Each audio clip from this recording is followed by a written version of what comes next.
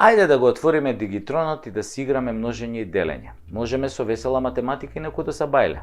Но да ви кажам, ВМРО ДПМН пак ќе дојде на власт во 2024 година. И тоа со огромна победа над овие тачињава што се. Левица може да смета од 4 до 6 пратеника.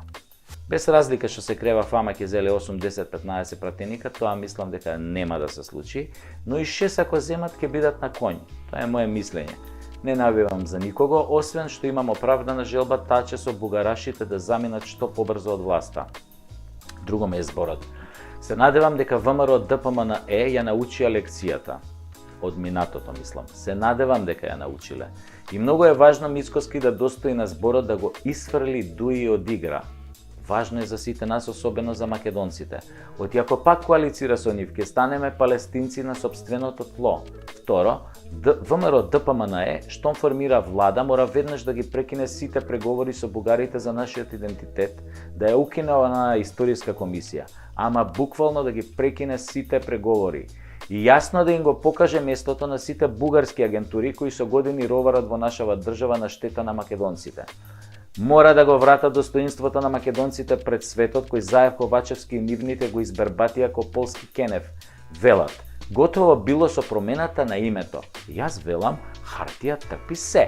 Со хартија, драги мои, и гзоци го бришеме. Остајте вие се тоа дипломати, сме дале збор, сме подпишале. Со на кого сме му дале збор, бе? Со кого сме подпишале? Со поголеми курви од Квинслинзиве кои го сменија името? Сме дале збор на лицемери, садисти и лопови. Не се важи, бе, тоа. Не се важи. И ова е уште една порака до Мицкоски и ВМРО. Мора да бидете одлучни по овие прашања ако сакате да го почнете владењето со ветер во грб. Паралелно, олеснете му на народов, животот на народот, максимално направете се да го врати своето достоинство преку стандардот, дајте му и да живее малку, ако сакате да пловите со камен околу вратот или кој што викаше будала на софрлено сидро, терајте ко бугарашиве на таче слободно, ќе ви се случи истото. Во тој случај немојте ни да доаѓате на власт, оти ќе се удавите побрзо отколку што и сте планирале.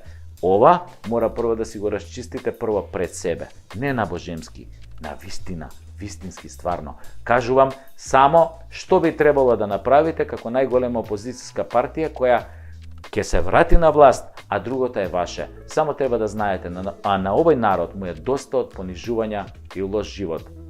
Туку да се вратам на Квислинзиве од СДС, таче, тоа што тебе ти треба, не е вина још и цигане за 100 како што пееше таму у кафаната со Вучич, туку тебе ти треба психијатар и домашно воспитување. За првово не е доцна, за второво прошовост. Ти си веќе изградена и непоправлива. Затоа гласно прашувам, ало, тендерана, ќе дојдете да симнеме еден неподвижен човек 4 ката, а? Тебе те прашувам, таче, тебе и Обиджуко, ти таче си добар у бицепсите, те гледам вака, ќе бидеш од корис прв пат у живот.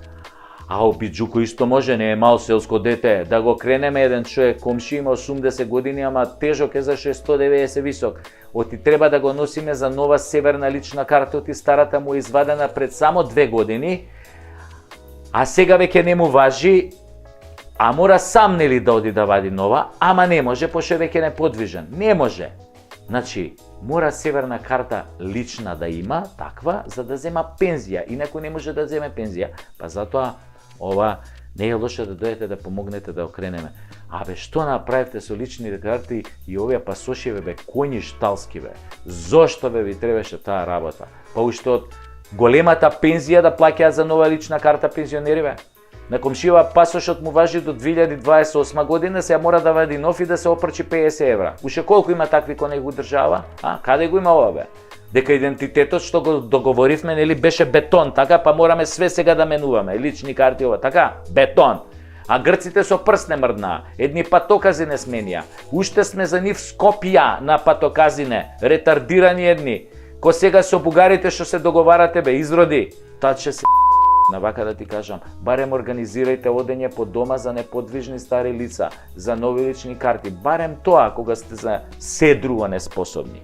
И дојдете утре со Обиджуко да го симнеме таткото на овој другаров 4 ката, па после и да го качиме. Да ви се качи притисок, да не ви се симне никад. Ајд гитла.